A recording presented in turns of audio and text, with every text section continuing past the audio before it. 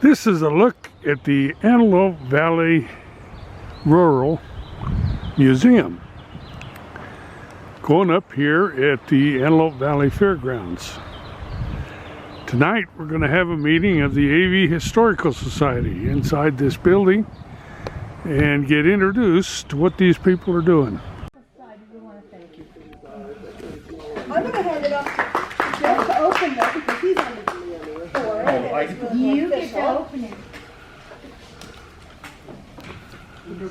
Thank you card. Whoa. You get to read it. I can't read. Thank you for allowing us this opportunity to enjoy the Antelope Valley Rural Museum. Please accept this donation of $100 as a token of our appreciation. The KERN Antelope Historical Society. Thank you very much. Thank you so much. Thank you all. That's really nice. And thanks to Lynn. She brought water and snacks. I probably should have brought more cookies. I didn't realize. Look at all of you. I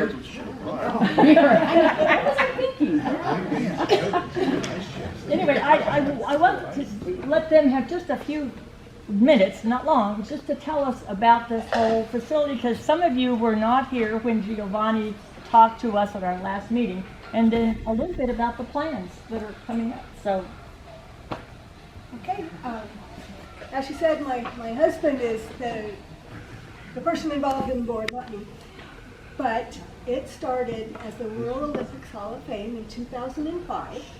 And in 2005, the first inductee was Donald Rex Jakeway Sr., who sometimes was called the father of the Antelope Valley Fair or Rural Olympics by Bill Gillis. And he was my grandfather. So that's how I got involved in it. Yeah. She also has deep roots here. yes. The Rural Olympics Hall of Fame starts over here. The far wall is veterans. I think some of it's removed. True. So, oh, okay. Some of it's Yeah. over here. We've moved things because the farm and garden part of the building isn't needed right now with no real fair. And then we're going to be moving to the building. Next door is Harley Davidson. Next door to that is another building. Across the pavement is our new museum, which is really big. Jeff, do you want to highlight where we are on the new museum? We are real close to finaling. I was down there today doing my part, putting the handrails, a lot of metal work stuff in there, so I'm done with my part of it. Electricians were down there today putting in all the finished electrical. We're real close to finaling. We want to try and final this month, I think. We're waiting on getting the sewer and water hooked up to it and the power. Then I think we can final, and then oh boy, we get to move. We're already making plans, to kind of strategically move stuff out of here. I've already been told I'm not touching anything because I'll break it or whatever. So I'm the forklift operator, and I'll carry the stuff down there. But me trying to pack stuff up, oh geez. When I move, I throw a blanket on the floor, throw everything in a blanket, water it all up, and throw it back and pick it. That's how I move. So. Good way. Yeah. So we're going to be in the next. Let's say we're hoping to final this month, or yeah, June. We're hoping to final this month. July, August are going to be bonsai moving because they want it open and operational before this next so-called fair in September, I think it is.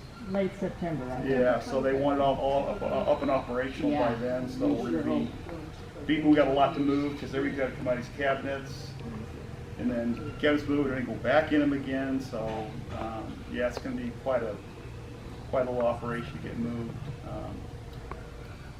The one thing that the G forgot to mention last time when I was up there with you guys, probably 99% of stuff in this museum is all local stuff. When we started a museum, we wanted to keep everything local. Everything, tractor, everything in here is all local. There's a few things that aren't local, like the old 1044 bale wagon out there, full type. That came out of the valley only because we couldn't find one. Because with the equipment, we're trying to make it all time. What's the word? Historical. Anyway, we're trying to make it so this is how they used to do it, you know, grabbing the bales, just throw them on the truck to the elevator, you know, to the bale, to, you know, the evolution of the bale wagons, and all that's what we're trying to do.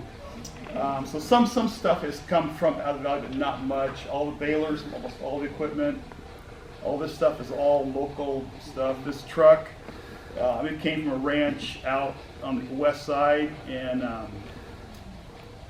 Jane and their dad remembers that truck being on that ranch out there. Because I brought him in one day, him and Dwayne, and I remember that truck. So. But see, it's been restored. But the tractor, the bale wagon, it's the bale, all local. The bale wagon, a little bit of store behind it. It was on an old ranch on the east side.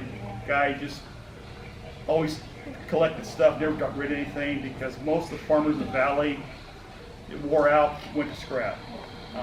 Hardly anybody kept anything, you know, except my uncle. But so this was on a ranch way out there. It's an old 1045 bale wagon, one of the first self-propelled bale wagons New Holland came out with. And so we drug it back to my house. It sat there for a couple of years. Well, Don Gray, who was part of the original inventors and builders of the bale wagon, he came here one day and he goes, you know what? I think I might be able to do something with that. So he got a bunch of his friends together from New Holland, did it all retired, and had been part of building these bale wagons back in the 60s. And they took it, we hauled it up to Fresno, and they tore into it and restored it. And we brought it back, and it's almost like brand new. Almost, you know, when the day it got in the field, it's the way it was. So we tried to talk. We had another bale wagon, a 1046 bale wagon, which is the model up from that.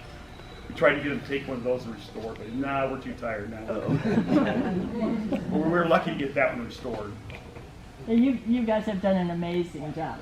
And, you know, I know everybody wants to just mosey around and look. So is there anything else that we need to, I mean, this is really neat for you to do. It's kind of, for lack of better word, snowballed kind of. Because when we started it, it was just a small local stuff. And all of a sudden, the airplane stuff started coming in. Edwards started getting in the picture. Lockheed started getting in the picture. A lot of people, a lot of big organizations like that say, hey, we got something you guys might be interested in, like this fighter jet cockpit thing, junk like that. Old family from the valley. Hey, you know what? I got this. Yeah, we'll take that. So that's a lot of this old stuff. You know, I got some of my grandpa's stuff floating around in here. Her Janine's family's got stuff floating around in here. Everybody's been here a long time. It's got old stuff that, oh, you know what? Oh, I'm gonna go to the museum. So we're collecting some good stuff that's been around the valley. It's all local. We don't try to keep everything local right here in the valley.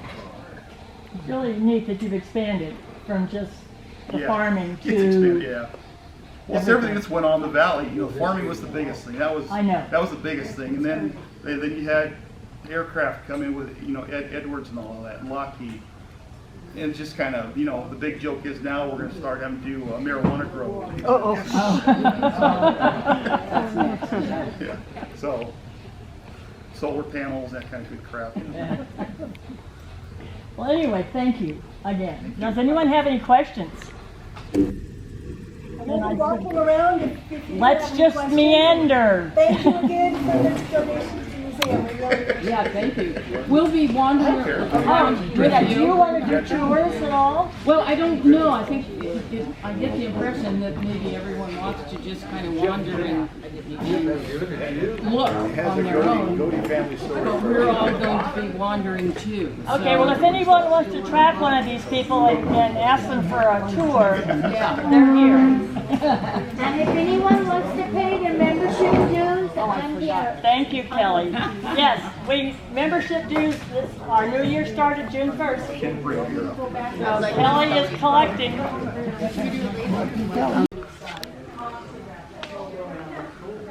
All of the stuff in here has been collected by these people and put in cases, and now they're going to move into a new building. But they have to move all of this stuff, and that'll be a job.